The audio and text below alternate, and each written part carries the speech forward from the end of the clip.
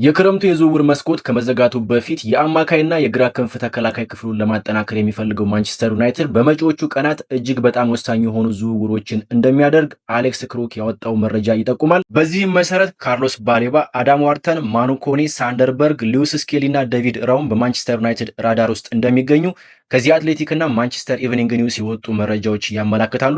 ዴቪድ ኦርንስቴን ዛሬ 6 ሰዓት ላይ ኤክስክሉሲቭ ብሎ ባወጣው መረጃ መሰረት ማንቸስተር ዩናይትድ የ22 ዓመቱን ካሜሮናዊ አማካይ ካርሎስ ባሌባን በ65 ሚሊዮን ፓውንድ ለማስፈረም ከብራይተን ጋር ንግግር ጀምሯል። በተጨማሪም ማንቸስተር ዩናይትድ ቀደም ሲል ለተደረጉ ዝውውሮች ያልተከፈለ 405 ሚሊዮን ፓውንድ ዕዳ ቢኖርበትም አሁንም ጥራት ያላቸው ተጫዋቾችን የማስፈረም አቅም አለው ሲል የፋይናንስ ባለሙያው ኬራን ማጉዌር ገልጿል። በሌላ በኩል ብሩኖ ፈርናንዴዝ እና አሰልጣኝ ማይክል ካሪክ ለማንቸስተር ዩናይትድ አስተዳዳሪዎች ጠንከር ያለ መልእክት ማስተላለፋቸው ከፍተኛ ትኩረት እየሳበ ይገኛል። ሰላም ጤና ይስጥልን የቻናላችን ቤተሰቦች፣ ዛሬ በታላቁ ክለብ በማንቸስተር ዩናይትድ ዙሪያ ያሉ አዳዲስ ጉዳዮችን፣ የብሩኖ ፈርናንዴዝን ውሳኔ፣ ማይክል ካሪክ ለኢኒዮስ ሰዎች ያቀረበውን ጥያቄ፣ የማንቸስተር ዩናይትድን ፋይናንስና የዝውውር እቅድ እንዲሁም በ2026-2027 የውድድር ዘመን ከማንቸስተር ዩናይትድ የሚጠበቀውን ስኬት በዝርዝር የምናደርሳችሁ ይሆናል። ቪዲዮውን ላይክ እና ሼር እንዲሁም ቻናሉን ሰብስክራይብ እያደረጋችሁ እስከ መጨረሻው አብራችሁን ቆዩ። ወደ ዝርዝር መረጃዎቹ እንለፍ። የብሩኖ ፈርናንዴዝ እና የማንቸስተር ዩናይትድን አቋም አስቀድመን እንጀምራለን። ሰኞ ዕለት በወጣው ትልቁ መረጃ መሰረት በብሩኖ ፈርናንዴዝ ኮንትራት ላይ ተካቶ የነበረው የ65 ሚሊዮን ዩሮ የውል ማፍረሻ ጊዜው ያለፈ ሲሆን የቱርኩ ክለብ ጋላታሳራይ 50 ሚሊዮን ዩሮ የዝውውር ክፍያና የ20 ሚሊዮን ዩሮ ዓመታዊ ደሞዝ የሚያካትት የ4 ዓመት ኮንትራት ለማቅረብ ቢዘጋጅም ማንቸስተር ዩናይትድ ጥያቄውን ውድቅ እንደሚያደርገው ተገልጿል። ማንቸስተር ዩናይትድ ካፕቴን ብሩኖ ፈርናንዴዝን በምንም አይነት ዋጋ የመሸጥ ፍላጎት እንደሌለው ዚ አትሌቲክ እና ማንቸስተር ኢቭኒንግ ኒውስን ጨምሮ በርካታ የመረጃ ምንጮች በፊት ለፊት ገጻቸው አስነብበዋል። ብሩኖ ፈርናንዴዝም ቢሆን ማንቸስተር ዩናይትድን የመልቀቅ ምንም አይነት ፍላጎት እንደሌለው ባለፈው ዓመት ከሳውዲ አረቢያ የቀረበለትን ከፍተኛ ደሞዝ ውድቅ በማድረግ ለክለቡ ያለውን ታማኝነት ማሳየቱ ይታወቃል። በዚህም መሰረት ከግንቦት ወር ጀምሮ ሲደረግ የነበረው አዲሱ የኮንትራት ድርድርም በዚህ ሳምንት ተጠናክሮ የቀጠለ ሲሆን በቅርቡ ይጠናቀቃል ተብሎ ይጠበቃል። ታዲያ የብሩኖ ፈርናንዴዝ ታማኝነት በኢኒዮስ ሰዎች ላይ ትልቅ ጥያቄ የሚያስነሳ ነው ማለት ይቻላል። ምክንያቱም ብሩኖ ፈርናንዴዝ እና አሰልጣኝ ማይክል ካሪክ ቡድኑ ተጨማሪ ጥራት ያላቸው ተጫዋቾች ያስፈልጉታል የሚል አንድ አይነት መልእክት እያስተላለፉ ይገኛሉ። አሰልጣኝ ማይክል ካሪክ በቅርቡ ለስካይ ስፖርትስ በሰጠው መግለጫ ጥሩ ተጫዋቾች አሉን፣ ሚዛናዊ የሆነ ስኳድም አለን፣ ነገር ግን ከዚህ የበለጠ መሻሻል ስላለብን ተጨማሪ ተጫዋቾችን እንፈልጋለን፣ ይህ ጥረትም መቀጠል አለበት በማለት ለኢኒዮስ ሰዎች ጥሪውን አቅርቧል። ስለዚህ ተጫዋቾቹና አሰልጣኙ ቃላቸውን ጠብቀው ታማኝነታቸውን ካሳዩ ትልቁ የቤት ስራ ያለው በኢኒዮስ በኩል ነው ማለት ነው። ምክንያቱም ማንቸስተር ዩናይትድ በ2028 የተመሰረተበትን የ150ኛ ዓመት ሲያከብር የፕሪሚየር ሊግ ዋንጫን ለማንሳት ፕሮጀክት 150 የሚል እቅድ አለው። በዚህም መሰረት ይህንን እቅድ ለማሳካት አሁኑ በዝውውር ገበያው ላይ ንቁ ተሳትፎ ማድረግ ይኖርባቸዋል። ያልተከፈለውን የ405 ሚሊዮን ፓውንድ ዕዳና የዝውውር ገበያውን እንቆቅልሽ ስንመለከት በዘንድሮ ዝውውር መስኮት የማንቸስተር ዩናይትድ የተጣራ ወጪ ከ44 እስከ 45 ሚሊዮን ፓውንድ አካባቢ ብቻ ሲሆን ይህም ከአዳዲስ አዳጊዎቹ ክለቦች ከሃል ሲቲ እና ከኢፕስዊች ታውን ያነሰ እንደሆነ የዚ አትሌቲክ ዘገባ ይጠቁማል። ማንቸስተር ዩናይትድ ያስፈረማቸውን ተጫዋቾች ስንመለከት በተለያየ ምክንያት በስኳድ ውስጥ የሌሉትን ተጫዋቾች ለመተካት የተደረጉ እንጂ የስኳድ ስታንዳርድን ከፍ በማድረግ ጥራትና ጥልቀት ለመጨመር የተደረጉ አይመስሉም። ለምሳሌ በአማካይ ክፍሉ ላይ ማኑኤል ኡጋርቴ በጉዳት ምክንያት፣ ካርሎስ ካዜሚሮ ደግሞ ኮንትራቱን ስለጨረሰ ሁለቱም ተጫዋቾች በማንቸስተር ዩናይትድ ስኳድ ውስጥ የሉም። በሁለቱም ምትክ ማንቸስተር ዩናይትድ አንድሬ ሳንቶስን እና ዩሪ ቴሌሞንስን አስፈርሟል። በሌላ በኩል ሁለቱም በረኞች አልታይ ባይንድርንና አንድሬ ኦናናን በውሰት እንዲሁም ራዲክ ቪቴክን በቋሚ ዝውውር ሸኝቶ ካር ዳርሎውን በነፃ ዝውውር አስፈርሟል። ማንቸስተር ዩናይትድ የፈጸማቸው ሶስቱም ፊርማዎች ሲታዩ ሪፕሌስመንት ሳይኒንግ እንጂ ማይክል ካሪክ ባለፈው ዓመት ከነበረው ስኳድ ላይ የተጨመሩ አይደሉም። ከማንቸስተር ዩናይትድ ትልቅነትና በቀጣይ ዓመት ካለበት በርካታ የጨዋታ ቁጥር አንጻር የኢኒዮስ ሰዎች እንቅስቃሴ እጅግ በጣም ዝቅተኛና በደጋፊው ዘንድ ቅሬታ የሚያስነሳ ነው። የኢኒዮስ ሰዎች የዝውውር ተሳትፏቸው ዝቅተኛ የሆነበት ዋናው ምክንያት ከዚህ በፊት የነበሩትን ስህተቶች ላለመድገም ሲሉ ጥንቃቄ የተሞላበት አሰራርን እየተከተሉ እንደሆነ የፋይናንስ ባለሙያዎች ያስረዳሉ። ከዚህ ጋር ተያይዞ እስከ መጋቢት 2026 ድረስ ማንቸስተር ዩናይትድ ቀደም ሲል ለተደረጉ ዝውውሮች ያልተከፈለ 405 ሚሊዮን ፓውንድ ፓውንድ ዕዳ ያለበት ሲል የእግር ኳስ ፋይናንስ ባለሙያው ኬራን ማጉዌር ገልጿል። ኬራን ማጉዌር አክሎ ማንቸስተር ዩናይትድ ያልተከፈለ ዕዳ ቢኖርበትም ወደ ቻምፒዮንስ ሊግ መመለሱና ከፍተኛ ደሞዝ የሚከፈላቸው እንደ ካርሎስ ካዘሚሮና ጀደን ሳንቾ ያሉ ተጫዋቾች መልቀቃቸው የፋይናንስ ነጻነት ይፈጥራል። በዚህም መሰረት የዝውውር መስኮቱ ከመዘጋቱ በፊት ጥራት ያላቸውን ተጫዋቾች ማስፈረም የሚያስችል አቅም እንዳለው ኬራን ማጉዌር ያስረዳል። ባለፈው የውድድር ዓመት 40 ጨዋታዎች ብቻ የነበሩት ማንቸስተር ዩናይትድ ዘንድሮ በ4 ውድድሮች ላይ ይሳተፋል። ስለዚህ የስኳዱን ጥልቀትና ጥራት መጨመር የቅንጦት ጉዳይ ሳይሆን እጅግ በጣም አስፈላጊውና ዋናው የቤት ስራ ነው። የዝውውር መረጃዎችን ወደምናይበት ሌላኛው ርዕሰ ጉዳያችን ተሸጋግረናል። የክረምቱ የዝውውር መስኮት ከመዘጋቱ በፊት የአማካይና የግራ ክንፍ ተከላካይ ክፍሉን ለማጠናከር የሚፈልገው ማንቸስተር ዩናይትድ በመጨረሻዎቹ ቀናት እጅግ በጣም ወሳኝ የሆኑ ዝውውሮችን እንደሚያደርግ አሌክስ ክሩክ ያወጣው መረጃ ይጠቁማል። በአማካይ ክፍሉ ላይ በዋናነት እየተጠቀሱ ያሉ ስሞች ካርሎስ ባሌባ፣ አዳም ዋርተን፣ ሳንደርበርግ እና ማኑኮኔ ናቸው። ዴቪድ ኦርንስቴይን ዛሬ 6 ሰዓት ላይ ኤክስክሉሲቭ ብሎ ባወጣው መረጃ መሰረት ማንቸስተር ዩናይትድ የ22 ዓመቱን ካሜሮናዊ አማካይ ካርሎስ ባሌባን በ65 ሚሊዮን ፓውንድ ለማስፈረም ከብራይተን ጋር ንግግር ጀምሯል። ማንቸስተር ዩናይትድ ያቀረበው የዝውውር ዋጋ መጀመሪያ የሚከፈል 60 ሚሊዮን ፓውንድ እና እየታየ የሚጨመር 5 ሚሊዮን ፓውንድ እንደሆነ ተገልጿል።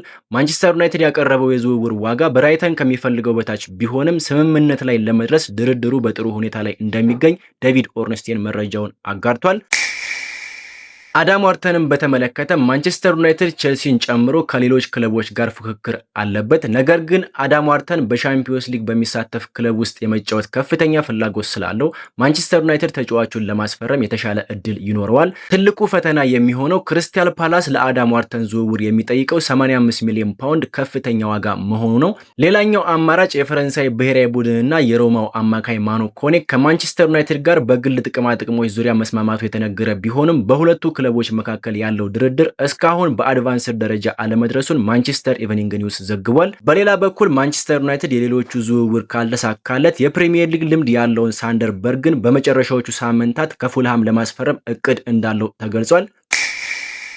የግራ መስመር ተከላካይን በተመለከተ ዚ አትሌቲክ እና ሌሎች ታማኝ ምንጮች እንደዘገቡት ማንቸስተር ዩናይትድ የ21 ዓመቱን እንግሊዛዊ ሉዊስ ሃልን ለማስፈረም የመጀመሪያ ኢላማው አድርጎት የነበረ ቢሆንም ኒውካስል ተጫዋቹ አይሸጥም በማለት ዝውውሩን ውስብስብ ስላደረገው ማንቸስተር ዩናይትድ የሉዊስ ሃልን ዝውውር ወደሚቀጥለው ዓመት ለማስተላለፍ ሊገደድ ይችላል። በዚህም ምክንያት ሌሎች አማራጮችን እየተመለከተ ሲሆን ከአማራጮቹ መካከል ጆአኪን ሴይስ፣ ጆርጅ ሳሊናስ፣ ሉዊስ ስኬሊ እና ዴቪድ ራውም ይገኙበታል። ሉዊስ ስኬሊን በተመለከተ አርሰናል ማንቸስተር ሲቲን 3-0 ባሸነፈበት የኮሚኒቲ ሺልድ ጨዋታ በአማካይ ክፍል ተሰልፎ የተጫወተው የ19 ዓመቱ ሉዊስ ስኬሊ ጥሩ ፐርፎርማንስ ያሳየ ሲሆን ካላፊዮሪ የመጀመሪያውን ጎል ሲያስቆጥር ማራኪ የሆነ አሲስት ማድረግ ችሏል። ሉዊስ ስኬሊ ከልጅነት ክለቡ መልቀቅ ባይፈልግም ዚ አትሌቲክ ባወጣው መረጃ መሰረት ዝውውሩ አሁንም ሊሳካ እንደሚችል ይጠቁማል።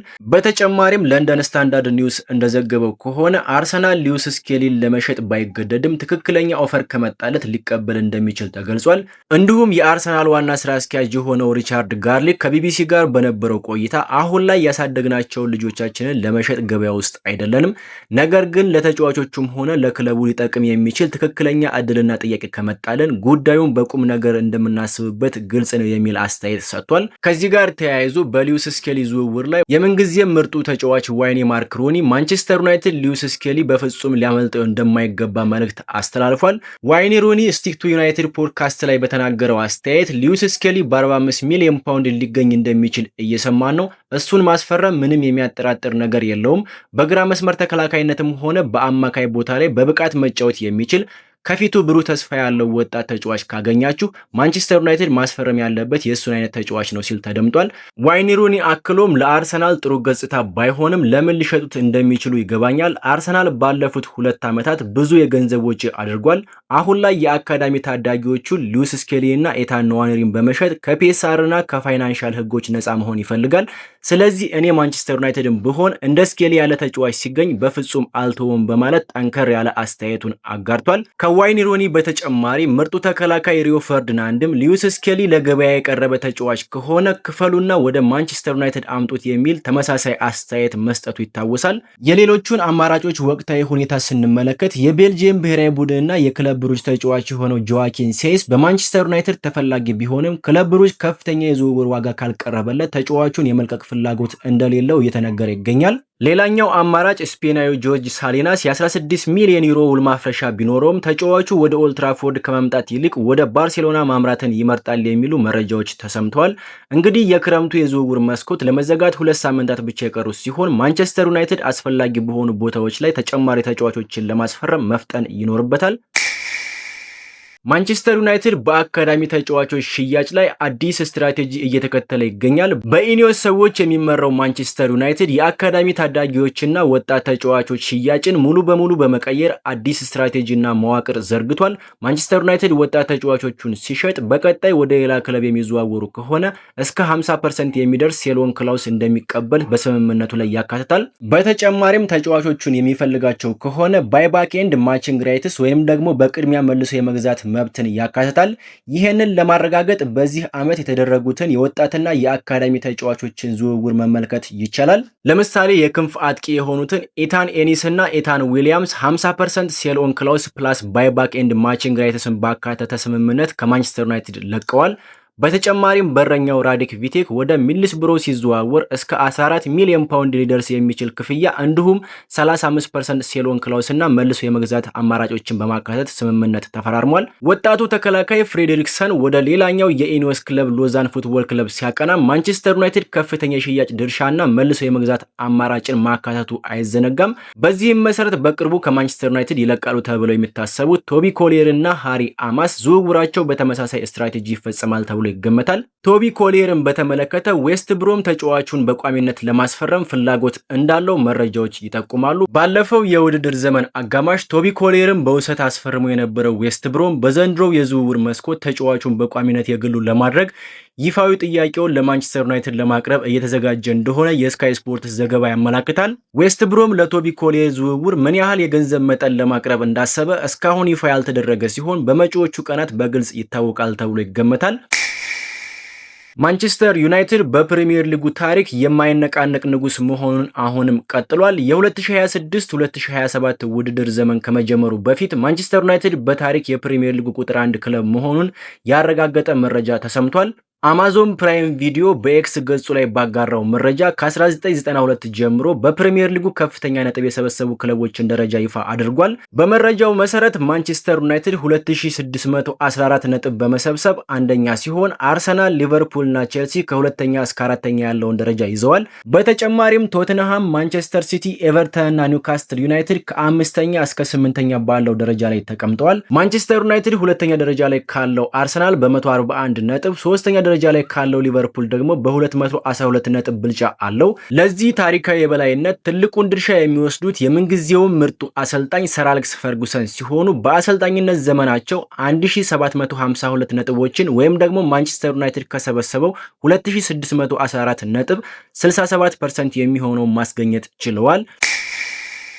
ሌላው ማንቸስተር ዩናይትድ በአዲሱ የውድድር ዘመን ወደ ኤምኬኤም ስቴዲየም በመጓዝ ከሃል ሲቲ ጋር የመጀመሪያ የፕሪሚየር ሊግ ጨዋታውን ቅዳሜ ዕለት ያደርጋል። በፕሪሚየር ሊጉ ታሪክ የመክፈቻ ጨዋታዎችን ብዙ ጊዜ በማሸነፍ ክብረ ወሰኑን የያዘው ማንቸስተር ዩናይትድ ነው። ከ1992 ጀምሮ ከነበሩት 34 የውድድር ዘመናት 22ቱን የመክፈቻ ጨዋታዎች በማሸነፍ 64.7% ዊኒንግ ሬት አለው። ከዚህ በፊት የነበሩት የማንቸስተር ዩናይትድ አሰልጣኞች በመክፈቻ ጨዋታዎች ላይ ያላቸውን የማሸነፍ ንጽጽር ስንመለከት ከ50 እስከ 100% ዊኒንግ ሬት ያላቸው ሲሆን ሰር አሌክስ ፈርጉሰን ካደረጓቸው 18 የመክፈቻ ጨዋታዎች 13ቱን በማሸነፍ ከ4 አቻዎችና 4 ሽንፈቶች ጋር 62% ዊኒንግ ሬት ነበራቸው። የሌሎቹን አሰልጣኞች ሪከርድ ስንመለከት ጆሴ ሞሪኖ 100%፣ ዴቪድ ሞይስ 100%፣ ኦሌ ጉናር ሶልሻየር እና ኤሪክ ቴን ሃግ 66.7% እንዲሁም ሉዊስ ቫን ሃል 50% የማሸነፍ ሪከርድ አላቸው። አሁን ላይ ከሰር አሌክስ ፈርጉሰን በኋላ 7ኛው የማንቸስተር ዩናይትድ አሰልጣኝ በመሆን አዲሱን የፕሪሚየር ሊግ ውድድር የሚጀምረው ማይክል ካሪክ ነው። ታዲያ አሰልጣኝ ማይክል ካሪክ የማንቸስተር ዩናይትድን ታሪክ ለማስጠበቅ በአሸናፊነት ይጀምር ይሆን ወይስ የሩበን አሞሪምን ታሪክ ይጋራ ይሆን? ምላሹን ቅዳሜ የምናየው ቢሆንም እስከዛው የእናንተን ሀሳብና አስተያየት በኮመንት መስጫው ላይ አጋሩን። በመጨረሻም በ2026-2027 የውድድር ዘመን ከማንቸስተር ዩናይትድ ምን ይጠበቃል የሚለውን ስንመለከት በማንቸስተር ዩናይትድ ጉዳዮች ዙሪያ መረጃ በመስጠት የሚታወቀው ታይሮን ማርሻል በቀጣዩ የውድድር ዓመት ከማንቸስተር ዩናይትድ የሚጠበቀውን ስኬት በማንቸስተር ኢቭኒንግ ኒውስ ዌብሳይት ላይ አጋርቷል።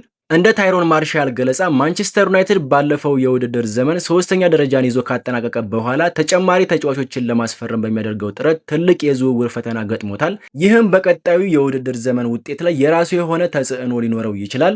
ማንቸስተር ዩናይትድ በሳምንት አንድ ጨዋታ ብቻ በሚያደርግበት ባለፈው ዓመት ማይክል ካሪክ ስኬታማ የነበረ ቢሆንም አሁን ግን ክለቡ ወደ ሻምፒዮንስ ሊግ መመለሱን ተከትሎ ከጨዋታዎች መደራረብ ጋር አዲስ ፈተና ይጠብቀዋል።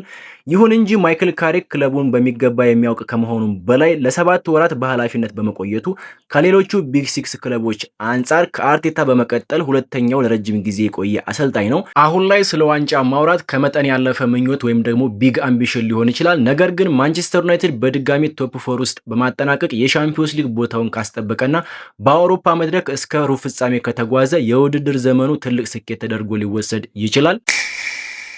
ለዛሬ የነበረን ዝግጅት ይህንን ይመስላል። በእናንተ በኩል ማንቸስተር ዩናይትድን በተመለከተ ያላችሁን ሐሳብ አስተያየት በኮመንት መስጫው ላይ አጋሩን። ቪዲዮውን ላይክ እና ሼር እንዲሁም ቻናሉን ሰብስክራይብ ማድረጋችሁ እንዳትረሱ። እስከ መጨረሻው አብራችሁን ስለነበራችሁ ከልብ እናመሰግናለን። ቀጣይ በሌሎች መረጃዎች እስከምንገናኝ መልካም ጊዜ ይሁንላችሁ። ሰላም ሁኑ።